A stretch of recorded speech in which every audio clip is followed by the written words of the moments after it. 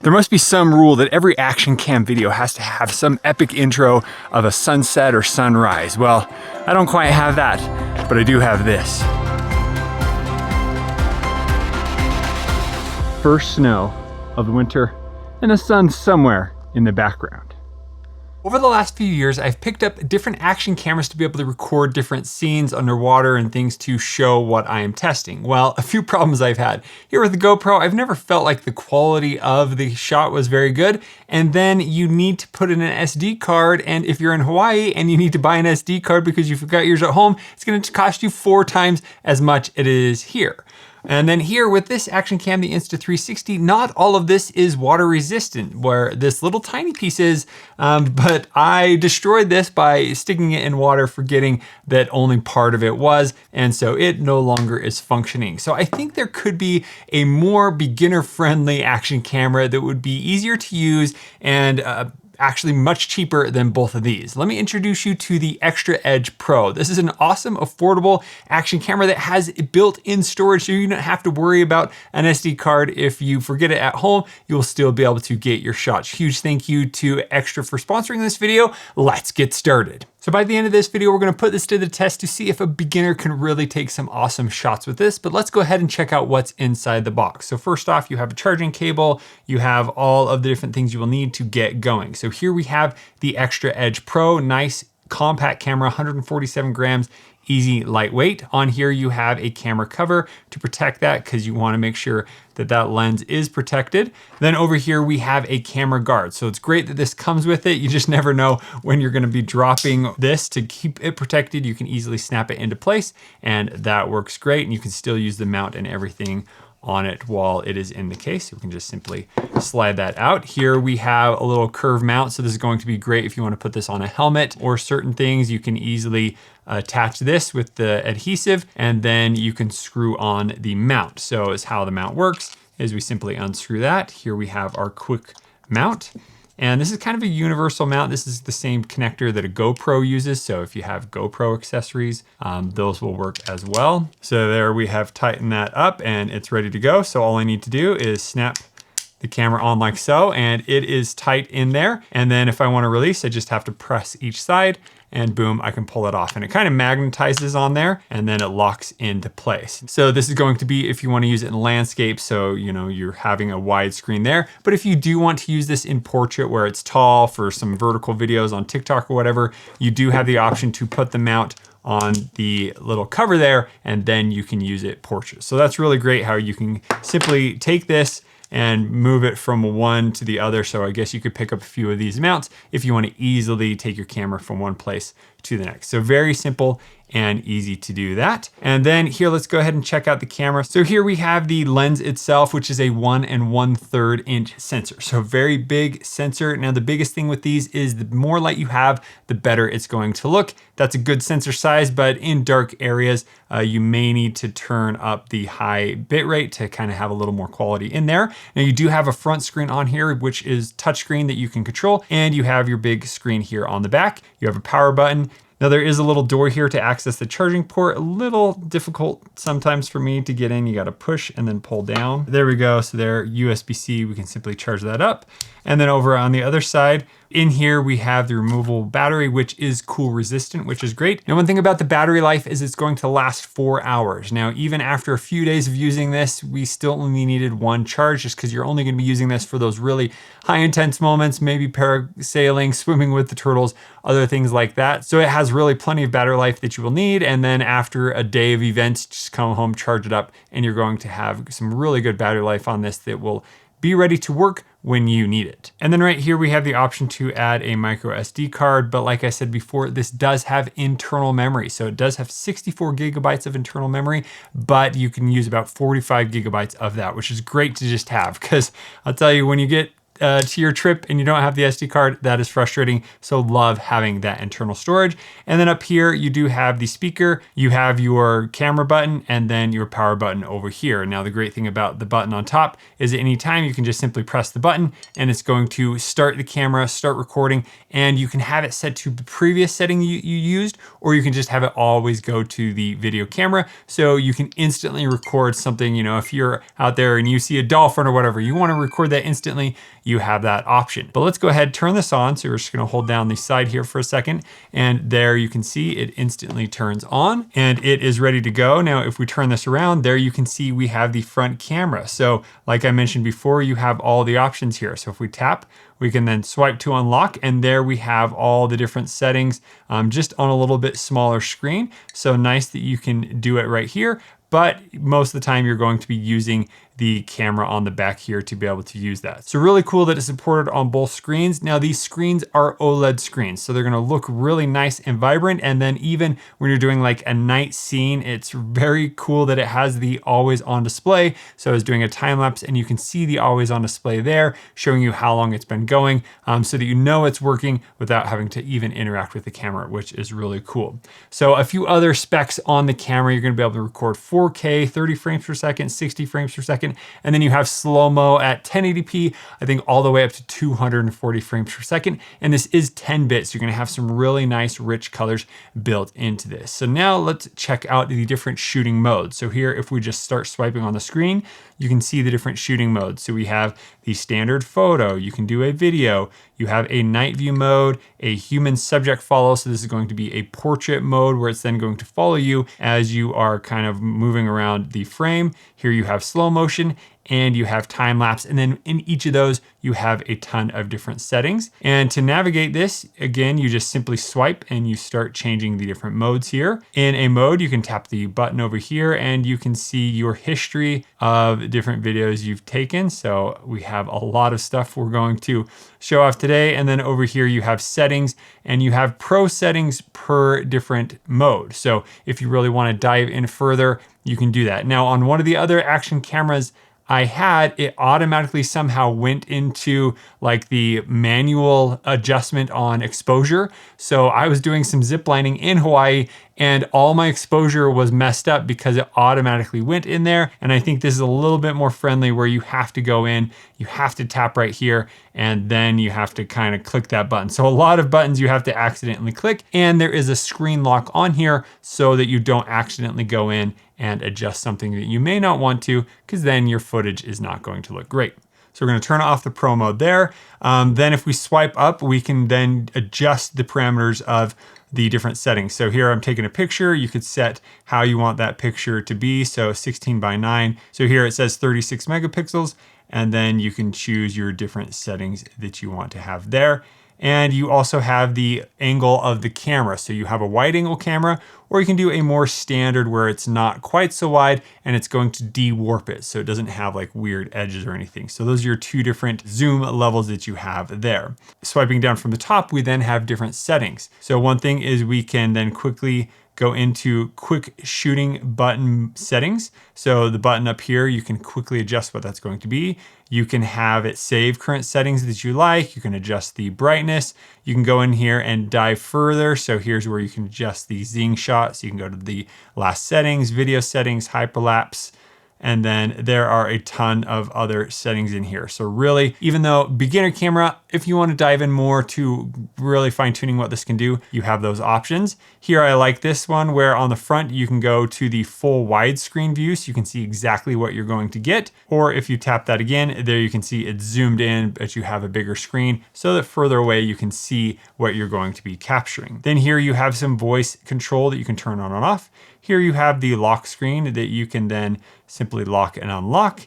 And last, you have the orientation lock. So if you want to make sure it's always portrait or always landscape, you can do that as well. So just enough settings to really make this awesome. Now, one more screen over, you have the option to adjust if you're going to save to the SD card or the internal storage. So I just simply tap internal storage, and now it is saving on the internal storage. So if I'm running out of space on one, I can move to the other, or if I only have the internal, it will record on that. And you have the option to then even plug in your phone directly to this to copy images over. You don't need any SD card reader in your phone or anything like that, or an external one that you plug in to transfer. You can do it all directly on this, as well as you can download the Xtra app to connect to it to be able to download footage over. So enough talking, let's go ahead and go swim with the turtles out in Hawaii. Now, a huge shout out to my brother Tyler. He went out to Hawaii, tested this camera out. Now, he was my guinea pig because he is a beginner at using action cameras, meaning he's never had one before. This is his first experience with one. And so we're gonna see if he was able to get some awesome shots. Let's head to Hawaii.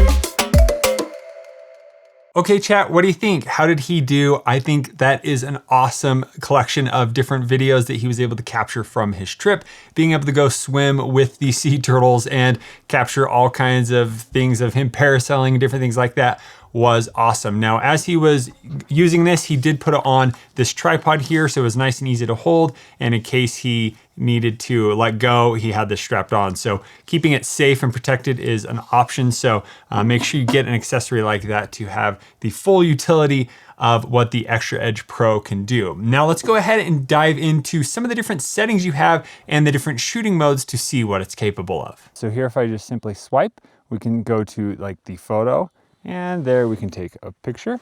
Very simple. If we go over and swipe to the video option and we swipe up, we have all kinds of different settings. We can change the resolution up here at the top, and we can change the frame rate down here. So I love that we can go 120 at 4K. Now, after we've adjusted our resolution, we can then go adjust our zoom as well as the stabilization. So here we have the different zoom levels. So you have the standard de-warp option, wide, or the ultra wide. So there you can see in the background, it's changing how much you can see. And then down here, it's telling you exactly what is happening on this option. So here we have the stabilization off, we have the motion master, we have the motion master plus, and then we have the tilt guard. So let's go ahead and see these in action. Here we are, handheld, wide footage, no stabilization. And it is bright and early. Well, not quite bright yet, but early in the morning. Still on the wide format, and this is the Motion Master. I'm again using this handheld. And here is the Motion Master Plus, so still handheld. One of the things it does is it zooms in a little bit, so as you move around, it can automatically stabilize. So here I can tilt pretty aggressively, and still looking pretty good. And now I have turned on tilt guard. So here, yeah, there you can see as I'm tilting the camera, you can't even tell as we go along the path. I've now gone to Motion Master and I've changed it to the wide format. Previously, I was showing the standard de-warp version, but we are now in wide. Now, wide is not available on the tilt guard because it needs to zoom in a little bit more. And here is the ultra wide. This is on the Motion Master. So you can see we're able to see a lot more on the left and right, better viewing of everything that is going on. Now those shots were in a very low light situation early in the morning. Let's head to the ocean and see what this would look like. First, we're going to try this without any stabilization on. You can see you are seeing some of that as the boat's going back and forth. Let's look at what it's like with Motion Master. So here you can see a lot more stable, being able to take all those little bumps out. And then here we have it with the tilt guard. So again, that's going to be very similar to Motion Master. And if we were moving a lot more, you know, if there were waves or anything like that, it would stabilize all that. But with the bright sun there, those look excellent. Now next we have human subject following. So this is great for portrait video. So we're going to go ahead, start recording this. So here you can see the box, and that is going to track me. This is going to be a portrait video. So sometimes it's hard to be exactly in frame, especially on a portrait video, but here it's able to follow me, and the final result is going to be a perfect lined up photo of exactly where I am standing in the frame. Now, I absolutely love that front screen right there. I can see exactly where I am, and then I know that I'm still in frame and it can follow me. Now let's see if we go further away, what happens. You know, it's just kind of keeping me in frame, and getting closer to the image there, it's still locked directly on me. And as fast as I move here, let's see, does it keep up with me? Is it doing it? So maybe out of frame there, but that's so cool. Like, that is very accurate. And as I come into the frame, there I am. So I can have some epic shots all on my own, but make sure you follow the buddy system. Next, we have the slow-mo. So we can go into a few different slow-mo settings. So here we have 1080 at 240 frames per second, or if we go down to 4K, we can do 120 frames, and we have the 2.7 still 120 frames.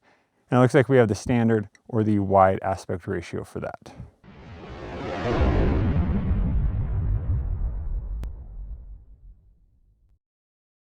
And then here we can go in and set a time lapse if we want to see the sunrise here. So I'm just gonna swipe up, check my settings. So we can do time lapse or hyperlapse. And then you have custom, and under custom, you can do the interval. So the longer the seconds between, the faster the time lapse is gonna go, depending on how long you have it recording. So let's go ahead and do a 5-second time lapse, and you can set the duration to when to stop and hit the record. And here is that always on display I was talking about. So when it is recording, it's showing you how much time is left.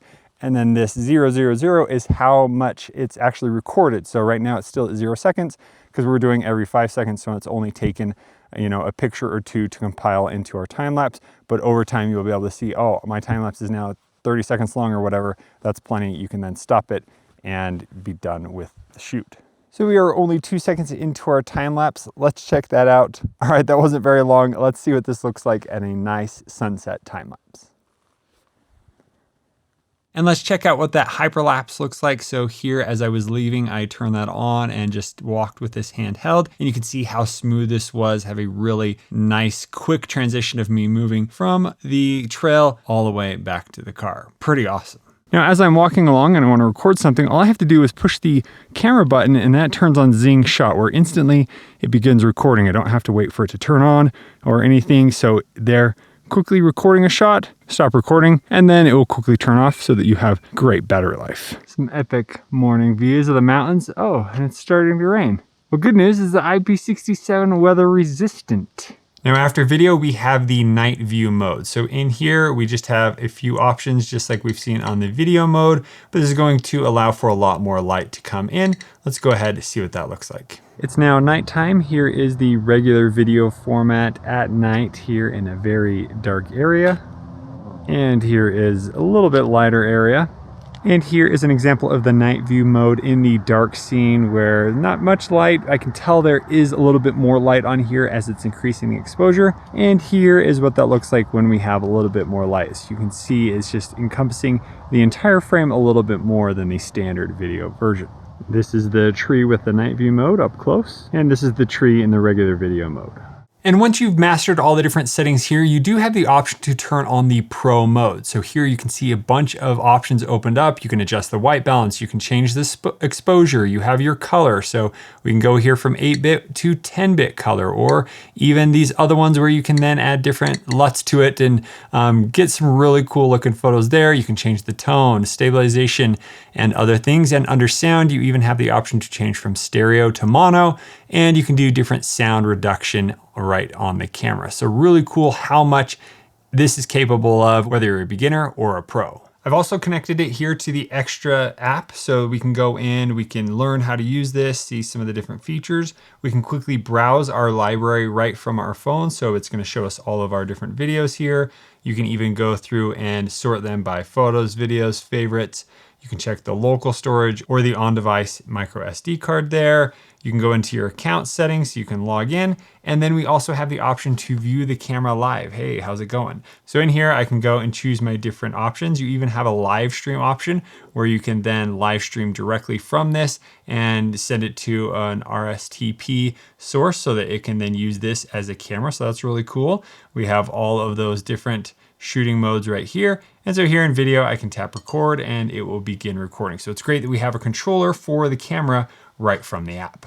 Now, it was really great to go out and test this out on my hike this morning. Now, I wish the sun was able to be seen, but that's okay. I still got some excellent footage to show you all the different features. Now, a few more things that we can do. First, let's check the battery life. So all I have to do is tap up here. We can see that we're currently at 41% battery life, and that's after a few different time lapses I used, going out on my hike, recording a lot. So still only a little bit less than halfway, but that means this is gonna last you a full day, no problem. You just need to go back, charge it up when you're all out. So great there. Next, we have the storage. So I've only used a little bit, a few gigabytes there. I still have 42 gigabytes of data, so that's plenty. And then you can have the SD card backup as well that you can then use if you run out of space. Then I talked about voice commands earlier. So if I want to use that, I just need to say start recording and it begins recording. I can say stop recording. Next, I can say take photo and shut down. There you go, just like that, very smooth. Being able to quickly access that if it's on a mount a little further away to reach is really great. And then you have the voice notifications indicating that it starts recording so that you are sure that you are recording and ready to go. Now, a few other things here. I'm just in the different video here.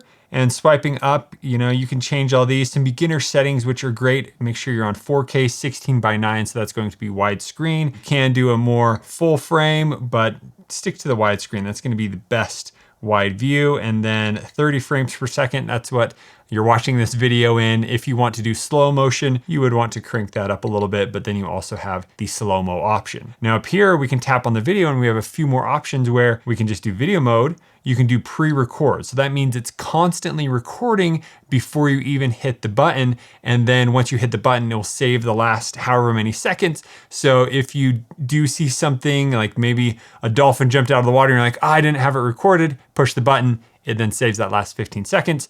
And you have all the rest of the footage. So you can have that set all the way up to 5 minutes, which is an awesome pre-recording time. So we could just set that at 10 seconds.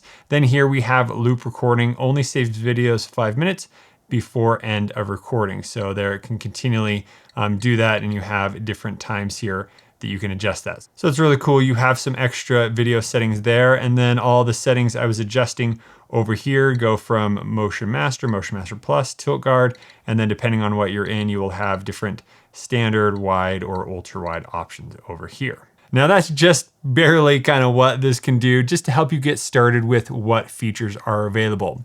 Now, after reviewing all of this footage, I'm really impressed with the capabilities of the Xtra Edge Pro. It was able to get some awesome footage, even going all the way under the water. It was pretty murky, but it was still able to get the highlights of the sun on the turtles and looked really clear. Now, there is one thing I noticed about this is sometimes the exposure had a little struggle there. So you can go in and manually do some exposure settings if you ever need to, but when it was a drastic change from the water to the sky when they're parasailing, we saw a change there, but something that could be adjusted with manual settings as well as maybe software updates over time. And then also there is another option of this camera available. There is the Xtra Edge, which costs a little bit less. I think it's $50 less. And then it doesn't have the internal storage and maybe a little less battery life. So if you're looking to save a little bit, that is another great option that they have as well. But I can definitely recommend getting the Xtra Edge Pro as a great beginner action camera. Now, I haven't even put this on, a motorbike or my bike to go out and test, but just for the average thing I use this for, this is going to be perfect. I love having a camera with time lapse and then being able to have a nice smooth shot, and clear shot is very important, and this can definitely do the job. So if you have any further questions about this, let me know down in the comments below. And if you want to pick up your own today, make sure you check the link down in the description. Thank you so much for watching. We'll see you on the next one.